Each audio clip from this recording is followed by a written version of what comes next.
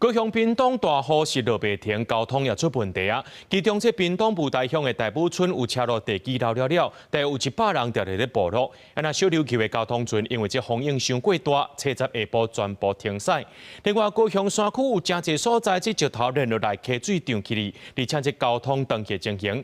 主管机关也呼吁讲，民众唔通去山区，避免发生危险。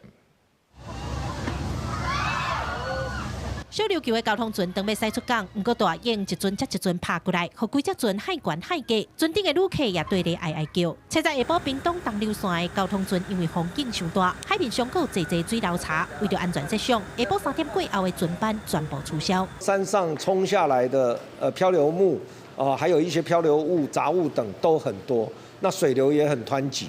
这个也是造成我们在航道上一些比较危险的状况。因为山区雨落未煞，70中道雾台雨水量已经破570毫米，伫阿里部路甲大埔部路拢有路断去。其中大埔村唯一的连外道路雾台2号便道，用来做地基的暗坑去互大水冲断了。目前有上100人受困，船长第一时间也先向外界报平安。目前人拢真安全，船流也暂时无问题。感谢各界关心。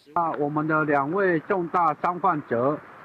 我们是用接驳的方式，然后让青年下山先去替他领药，目前都已经稳定了。